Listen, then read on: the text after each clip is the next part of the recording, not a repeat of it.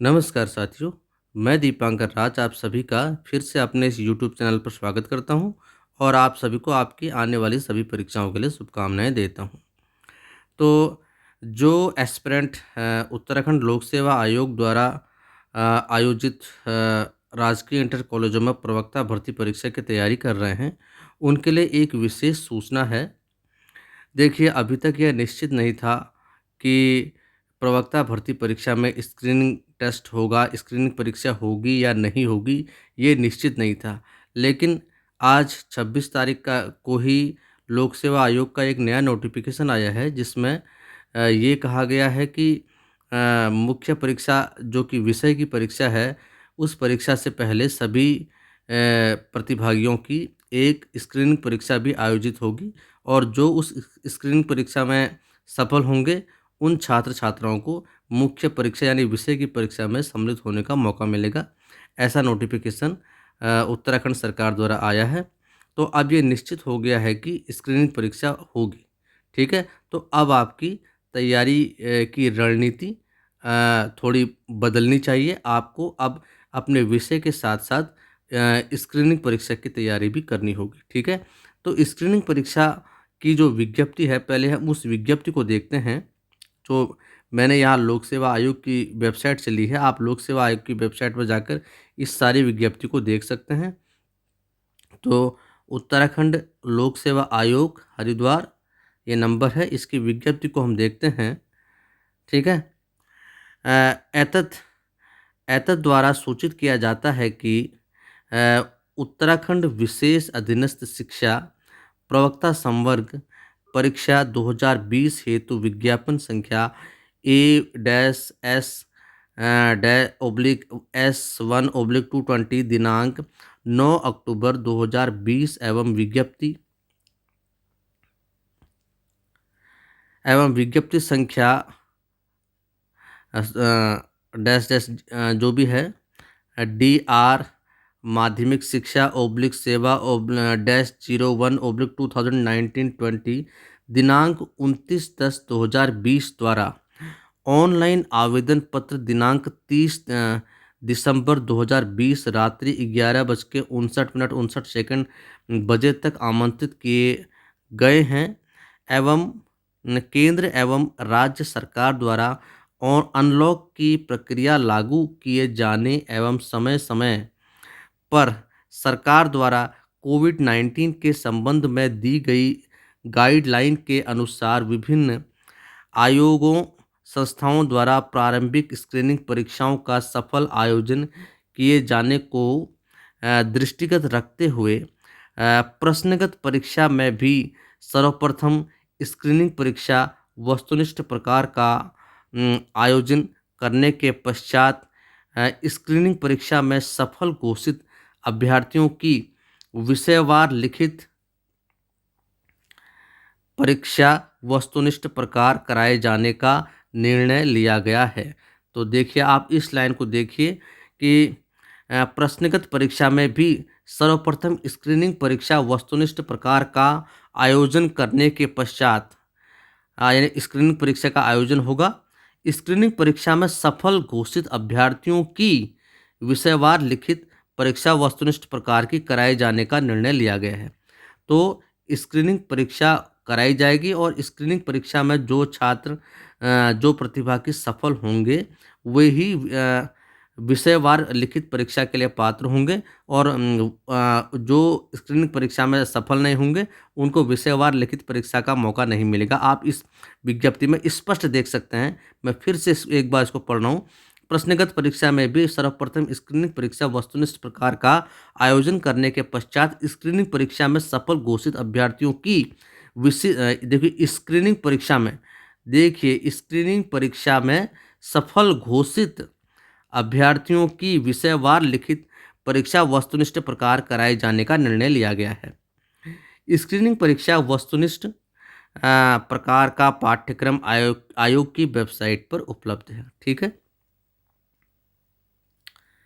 हाँ, उक्त के अतिरिक्त ऑनलाइन पत्र में जिन अभ्यर्थियों द्वारा त्रुटिपूर्ण आवेदन किया गया है, उसे निरस्त करने हेतु आयोग की वेबसाइट पर एक कैंसल ऑप्शन उपलब्ध कराया जा रहा है। त्रुटिपूर्ण ऑनलाइन आवेदन करने वाले अभ्यर्थी अपने पुराने ऑनलाइन आवेदन को निरस्त करते हुए पुनः शुल्क सहित नवीन ऑनलाइन आवेदन उपयुक्त उल्लेखित अंतिम तिथि 30/12/2020 रात्रि 11:59 तक कर सकते हैं। ऐसे अभ्यर्थी नवीन ऑनलाइन आवेदन पत्र की प्रति के साथ समस्त अभिलेखों की स्वप्रमाणित छाया प्रतियां आयोग कार्यालय में दिनांक 15/1/2021 तक उपलब्ध कराना सुनिश्चित करेंगे। ऐसे अभ्यर्थियों द्वारा निरस्त किए गए आवेदन पत्र के सापेक्ष जमा किया गया शुल्क अभ्यर्थी को वापस नहीं किया जाएगा। विज्ञापन की अन्य शर्तें यथावत रहेंगी। ठीक है। कैंसल ऑप्शन संबंधी अन्य विवरण आयोग की वेबसाइट www.upsc.gov.in पर उपलब्ध है। तो जिन छात्रों के फॉर्म में कोई त्रुटि हो गई है, आपने गलती से या भूल से कोई आपने त्रुटि सहित कोई फॉर्म भर दिया है, तो आप वेबसाइट पर एक कैंसल ऑप्शन भी आ रहा है, तो उस कैंसल ऑप्शन में जाके आप अपने फॉर्म को कैंसिल कर सकते हैं और दोबारा फॉर्म को रीफिल कर सकते हैं। लेकिन आपको शुल्क अलग से जमा करना होगा और अलग से अपने जो प्रमाण पत्रों की छाया प्रतियां अलग से उसका सेट बनाकर अलग से आपको आयोग में भेजनी होंगी। सारे काम आपके अलग से होंगे। ठीक है। तो अब ये निश्चित हो चुका है कि आपकी स्क्रीनिंग परीक्षा होगी और स्क्रीनिंग परीक्षा में जो प्रतिभागी सफल होंगे वे ही मुख्य परीक्षा यानी जो विषयवार लिखित परीक्षा देने के पात्र होंगे। जो परीक्षार्थी स्क्रीनिंग परीक्षा में सफल नहीं होंगे वो विषयवार लिखित परीक्षा देने के पात्र नहीं होंगे। आपने स्पष्ट इसमें एक बार फिर आप देख लीजिए, स्क्रीनिंग परीक्षा में सफल घोषित अभ्यर्थियों की विषयवार लिखित परीक्षा वस्तुनिष्ठ प्रकार कराए जाने का निर्णय लिया गया है। स्क्रीनिंग परीक्षा वस्तुनिष्ठ प्रकार का पाठ्यक्रम आयोग की वेबसाइट पर उपलब्ध है। ठीक है। प्रश्नगत परीक्षा में भी सफलतम स्क्रीनिंग परीक्षा वस्तुनिष्ठ प्रकार का आयोजन करने के पश्चात स्क्रीनिंग परीक्षा में सफल घोषित अभ्यर्थियों की विषयवार लिखित परीक्षा वस्तुनिष्ठ प्रकार कराए जाने का निर्णय लिया गया है। ठीक है। तो पहले स्क्रीनिंग परीक्षा होगी, उसके बाद स्क्रीनिंग परीक्षा में जो प्रतिभागी सफल होंगे उनकी विषयवार लिखित परीक्षा होगी। ठीक है। जो प्रतिभागी स्क्रीनिंग परीक्षा में सफल नहीं होंगे वो विषयवार लिखित परीक्षा भी नहीं दे पाएंगे। ठीक है। आगे चलते हैं। हाँ, अब हम आते हैं स्क्रीनिंग परीक्षा के पाठ्यक्रम पर। स्क्रीनिंग परीक्षा का क्या पाठ्यक्रम क्या है, सिलेबस क्या है, आप सिलेबस पे आते हैं।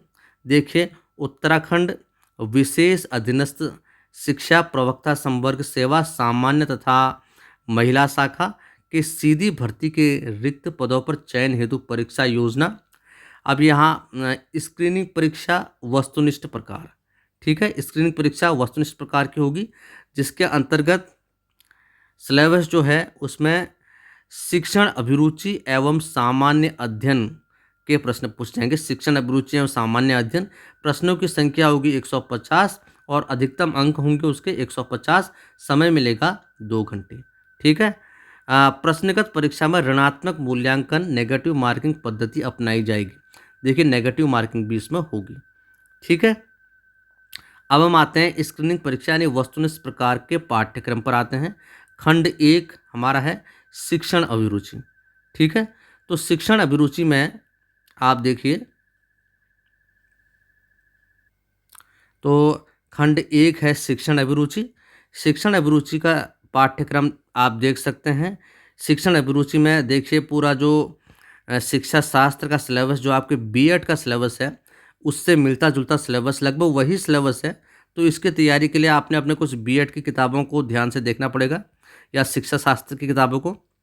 इसमें देखिए भारतीय शिक्षा व्यवस्था यानी शिक्षा व्यवस्था का जो इतिहास कैसा रहा है, उसमें राधाकृष्णन आयोग है, मुदालियर आयोग है, कोठारी आयोग, विश्वविद्यालय अनुदान आयोग, राष्ट्रीय शैक्षिक अनुसंधान एवं प्रशिक्षण परिषद यानी एनसीईआरटी, राष्ट्रीय अध्यापक शिक्षा परिषद एनसीटीई, राष्ट्रीय शिक्षा नीति 1986, राष्ट्रीय ज्ञान आयोग, समानता के लिए शिक्षा, सर्व शिक्षा अभियान, शिक्षा का अधिकार, राष्ट्रीय उच्चतर शिक्षा अभियान, ई गवर्नेंस, ये सिलेबस है।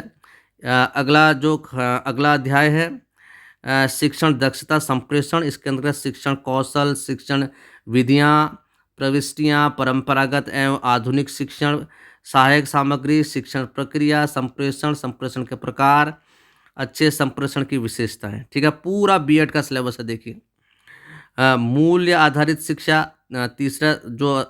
तीसरा भाग है मूल्य आधारित शिक्षा। मूल्यों के प्रकार, वैयक्तिक एवं सामाजिक मूल्य, मूल्यों के ह्रास के कारण, शिक्षा द्वारा मूल्यों का उन्नयन। चौथा भाग कक्षा अनुशासन, विद्यालय अनुशासन, शैक्षणिक नियोजन एवं प्रशासन।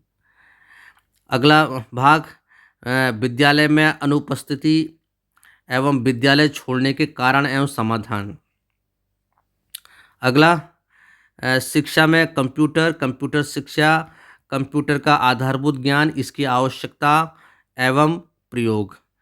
अगला अध्याय शैक्षिक तकनीकी, प्रकृति, प्रकार, आवश्यकता एवं उपयोग। शैक्षिक तकनीकी का भी सिलेबस है। अगला अध्याय शिक्षण व्यवसाय एवं कार्य संतुष्टि।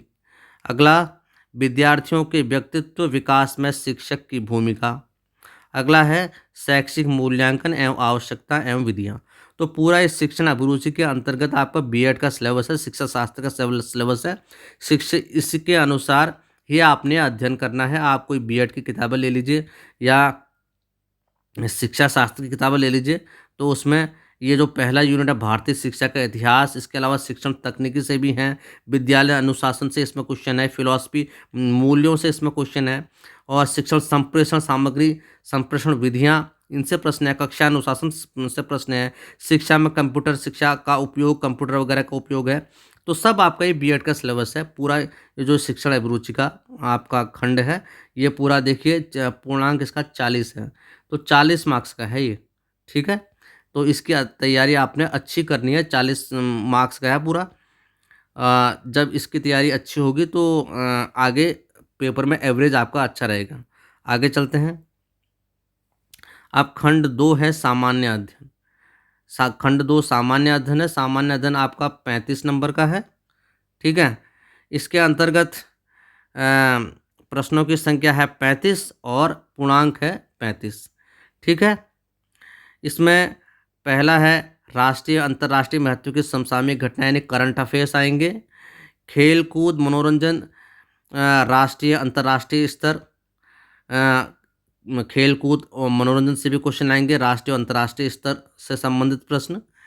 भारत का इतिहास, प्राचीन मध्यकालीन आधुनिक संस्कृति एवं राष्ट्रीय आंदोलन तथा राष्ट्र निर्माणकारी गतिविधियां आदि, ये भारत का इतिहास है। भारत एवं विश्व का भौगोलिक ज्ञान, इससे भी प्रश्न आएंगे। प्राकृतिक संसाधन प्रकार, नियोजन, संरक्षण, संवर्धन इत्यादि, इससे प्रश्न आएंगे। भारतीय संविधान की प्रमुख विशेषताएं, मौलिक अधिकार तथा मूल कर्तव्य और राज्य के नीति निर्देशक तत्व, उपभोक्ता सशक्तिकरण, उपभोक्ता के अधिकार एवं कर्तव्य, उपभोक्ता संरक्षण अधिनियम 1986, बौद्धिक संपदा अधिकार, शिक्षा का अधिकार अधिनियम 2009, सूचना का अधिकार अधिनियम 2005 इत्यादि। ठीक है, अगला है राष्ट्रीय एवं अंतर्राष्ट्रीय स्तर पर अधिकारों से संबंधित संगठन, नियम, अधिनियम व क्रियान्वयन इत्यादि। अगला है सामान्य विज्ञान, दैनिक जीवन में विज्ञान की उपयोगिता, पर्यावरणीय विकास, विकास से जुड़ी हुई समस्याएं, जनसंख्या वृद्धि, पर्यावरण प्रदूषण, जलवायु परिवर्तन, इन समस्याओं से बचने के उपाय इत्यादि। राष्ट्रीय आय की अवधारणा, अंतर्राष्ट्रीय एवं भारतीय अर्थव्यवस्था, कृषि, वाणिज्य एवं उद्योगों के विकास की दशा व दिशा इत्यादि। ठीक है, तो ये आपका सामान्य अध्ययन का पेपर है, जो सामान्य अध्ययन का खंड है, जो दूसरा खंड है। इसका पूर्णांक 35 है। ठीक है, और इसकी तैयारी आपने इस सिलेबस के आधार पर करनी है। 35 प्रश्न इससे आएंगे और 35 सवाल ही आएंगे। ठीक है, और नेगेटिव मार्किंग दोनों में होनी है। आगे चलते हैं। अब हम आते हैं तीसरे खंड पे। ये खंड है उत्तराखंड संबंधी उत्तराखंड राज्य संबंधी ज्ञान है। इसमें उत्तराखंड से संबंधित प्रश्न आएंगे। तो इसका पूर्णांक 30 है और प्रश्नों की संख्या भी 30 है। तो इस खंड के 10 उपखंडों में से प्रत्येक में से दो दो प्रश्न शामिल किए जाएं। तो इसके इसके 10 उपखंड हैं। 10 उपखंडों में बांटा गया है। 30 प्रश्न हैं। तो हर उपखंड में से लगभग दो दो प्रश्न का औसत यहाँ पर है। तो 20 सवाल तो ऐसे होते हैं और 10 सवाल सभी खंडों से हो सकते हैं। ठीक है। हाँ, तो इसलिए इसमें देखिए सभी ये अब इसमें इसके सिलेबस में क्या है, जो उत्तराखंड राज्य संबंधी ज्ञान में जो पाठ्यक्रम में सम्मिलित है, इसमें सामान्य भूगोल उत्तराखंड का, भारत का नहीं, सामान्य भूगोल, स्थिति एवं विस्तार, संरचना एवं उच्चावच, जलवायु, जल प्रवाह प्रणाली, जनसांख्यिकी, संरचना, प्रवास, यातायात, संचार तंत्र एवं राजकीय प्रतीक, इतिहास, प्राचीन काल में निवास करने वाली जातियाँ, प्रजातियाँ, राजवंश, कुनिंद, पौरव, कत्यूरी, मध्यकाल में उत्तर कत्यूरी, चंद, पवार राजवंश। अगला आधुनिक काल में गोरखा एवं ब्रिटिश काल, स्वाधीनता आंदोलन, स्वतंत्रता प्राप्ति की बात, परिदृश्य, उत्तराखंड के समाज की ऐतिहासिक पृष्ठभूमि। अगला है प्राकृतिक एवं आर्थिक संसाधन, जल, वन, वन्य जीव संरक्षण, पार्क, अभयारण्य, खनिज, पशुपालन, कृषि एवं बागवानी इत्यादि। अगला है राजनीतिक एवं प्रशासनिक परिप्रेक्ष्य, राज्य, जनपद एवं तहसील एवं ग्राम्य स्तर का प्रशासनिक संगठन एवं संवैधानिक व्यवस्था। ये सब उत्तराखंड की बात हो रही है। उत्तराखंड के संबंध में इतनी चीज़ें पूछी जाएंगी। अब उत्तराखंड में शिक्षा और संस्कृति, शिक्षण एवं प्रशिक्षण संस्थान, रीति रिवाज, उत्सव, मेले इत्यादि। अगला है उत्तराखंड में प्रमुख आंदोलन, कुली बेगार, डोला पालकी, वन आंदोलन, पृथक उत्तराखंड राज्य आंदोलन इत्यादि।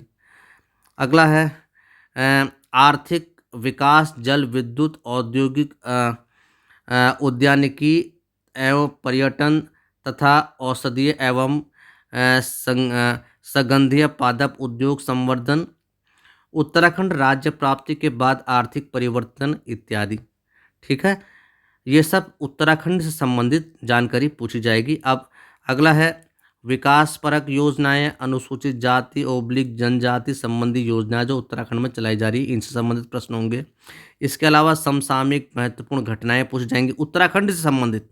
ठीक है, खेलकूद और मनोरंजन उत्तराखंड से संबंधित। तो ये उत्तराखंड से संबंधित सिलेबस है जो कि परीक्षा में पूछा जाएगा। इसके 30 मार्क्स हैं। ठीक है, आगे चलते हैं। और इसका जो खंड 4 है, इसमें सामान्य बुद्धि परीक्षण। ठीक है, इसके 25 सवाल हैं। प्रश्नों की संख्या है 25 और पूर्णांक है इसके 25। सामान्य बुद्धि परीक्षण यानी रीजनिंग। इसके अंतर्गत शाब्दिक अशाब्दिक विश्लेषणात्मक प्रश्न, जिसमें प्रतिशत, अनुपात, समानुपात, साधारणता, मिश्रित ब्याज, लाभ हानि, छूट, समय, कार्य, वेतन, समय और दूरी, महत्तम लघुत्तम समापवर्तक इत्यादि पर प्रश्न पूछे जा सकते हैं। तुल्यता, निगमानक तर्क, समानता एवं अंतर, लुप्त अंक, वर्ण, अनुक्रम, निर्णय लेना, विभेद, संबंध, अवधारणा, दिशाबोध, कूटबद्ध, कूटानुवाद, अंकगणितीय तर्क इत्यादि पर संबंधित प्रश्न। अगला है रेलगाड़ियों, नाव, धाराओं, कैलेंडर, घड़ियों, तार्किक वैन चित्र, आंकड़ों का चित्र एवं ग्राफ द्वारा प्रस्तुतिकरण, आंकड़ों का मध्यम, माध्यिका, बहुलक, परास्त द्वारा विश्लेषण इत्यादि संबंधित प्रश्न। ठीक है, तो ये खंड 4 सामान्य बुद्धि परीक्षण है। आगे चलते हैं। अब खंड 5 में सामान्य हिंदी भी पूछी जाएगी। तो ये 20 नंबर की पूछी जाएगी। प्रश्नों की संख्या होगी 20 और पूर्णांक होगा 20। इसके अंतर्गत प्रत्येक प्रश्न वस्तुनिष्ठ या बहुविकल्पी या एक एक अंक का होगा। सभी प्रश्नों के 4 वैकल्पिक उत्तर देने होंगे, जिनमें से केवल एक विकल्प ही सही होगा। अब इसमें क्या क्या पाठ्यक्रम है, भाग कौन है, यहाँ पर पर्यायवाची शब्द पूछे जाएंगे, विलोम शब्द, तत्सम शब्द, तद्भव शब्द और वाक्यांश के लिए एक शब्द, ये प्रश्न पूछे जाएंगे। उसके बाद भाग ख में उपसर्ग प्रत्यय पूछे जाएंगे। भाग गौ में वर्तनी शुद्धि और वाक्य शुद्धि पूछी जाएगी। और भाग गौ में समास विग्रह संधि और संधि विच्छेद पूछ जाएगी। और भाग अंगों इसमें मुहावरे और लोकोक्तियाँ पूछ जाएंगी। ठीक है, तो ये आपका खंड 4 हिंदी का है। ठीक है, तो ये सिलेबस स्क्रीनिंग परीक्षा का है, जिसको जो कि आप निश्चित हो गया है कि विषय की परीक्षा होने से पहले या एक आपकी स्क्रीनिंग परीक्षा होगी प्रवक्ता भर्ती परीक्षा में, क्योंकि लोक सेवा आयोग का आज ये नोटिफिकेशन आ चुका है। तो मैंने ये सिलेबस आपके सामने मैंने ये रखा है ताकि आप लोग इससे मदद लेकर अपनी तैयारी शुरू कर सकें। ठीक है, अब आपकी तैयारी की रणनीति बदल जानी चाहिए। आपको अपनी रणनीति बदलनी है और स्क्रीनिंग परीक्षा की तैयारी भी करनी है।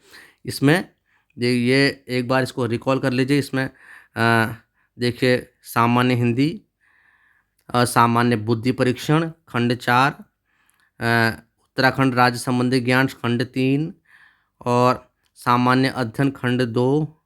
ठीक है, और शिक्षण अभिरुचि खंड 1। ठीक है, तो इसमें आपकी शिक्षण अभिरुचि, इसका जो स्क्रीनिंग परीक्षा का जो पेपर है उसका नाम है शिक्षण अभिरुचि एवं सामान्य अध्ययन। इसके प्रश्नों की संख्या 150 है, अधिकतम अंक 150 है, समय मिलेगा इसमें 2 घंटे। और जो अभ्यर्थी स्क्रीनिंग परीक्षा में उत्तीर्ण होंगे उन्हीं अभ्यर्थियों को मुख्य परीक्षा विषय की परीक्षा, जो विषयवार परीक्षा, उसमें शामिल होने का मौका मिलेगा। इसमें शिक्षण खंड 1 शिक्षण अभिरुचि जिसके 40 अंक हैं, खंड 2 सामान्य अध्ययन इसके 35 अंक हैं, खंड 3 उत्तराखंड संबंधी ज्ञान इसमें इसके 30 अंक हैं, खंड 4 सामान्य बुद्धि परीक्षण इसके 25 अंक हैं और खंड 5 सामान्य हिंदी इसके 20 अंक हैं।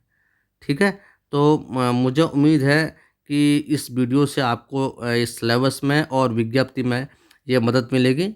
ठीक है, तो आप लोग अपनी तैयारी कीजिए। अब स्क्रीनिंग परीक्षा की आपकी तैयारी आपने करनी है। ठीक है, आप इस वीडियो को देखिए और अगर ये वीडियो आपको अच्छा लगता है तो इसे लाइक कीजिए, शेयर कीजिए और मेरे चैनल को सब्सक्राइब कीजिए ताकि कोई भी सूचना आपसे अछूती न रहे। इसमें एक पॉइंट आप फिर देख लीजिए कि प्रश्न कि प्रारंभिक स्क्रीनिंग परीक्षा को सफल आयोजन किए जाने को दृष्टिगत रखते हुए प्रश्नगत परीक्षा में भी सर्वप्रथम स्क्रीनिंग परीक्षा वस्तुनिष्ठ प्रकार का आयोजन करने के पश्चात स्क्रीनिंग परीक्षा में सफल घोषित अभ्यर्थियों की विषयवार लिखित परीक्षा वस्तुनिष्ठ प्रकार कराने का निर्णय लिया गया है। स्क्रीनिंग परीक्षा वस्तुनिष्ठ प्रकार का पाठ्यक्रम आयोग की वेबसाइट पर उपलब्ध है। ठीक है, तो इस लाइन को आप देख लेना। ठीक है, बहुत बहुत धन्यवाद आपका। अगर ये वीडियो आपको अच्छा लगा तो इसे लाइक कीजिए, शेयर कीजिए। जो भी लोग प्रवक्ता का पेपर देने वाले हैं और तैयारी कर रहे हैं, इस वीडियो को उनको शेयर कीजिए, उनको भेजिए और मेरे चैनल को सब्सक्राइब कीजिए। बाकी की जानकारी आपको अगले वीडियो में दूंगा। अब मैं इस स्क्रीनिंग परीक्षा से संबंधित वीडियो भी मैं अपने चैनल पर अपलोड करूंगा आपकी मदद के लिए। ठीक है, बाकी की जानकारी आपको अगले वीडियो में। तब तक के लिए नमस्कार।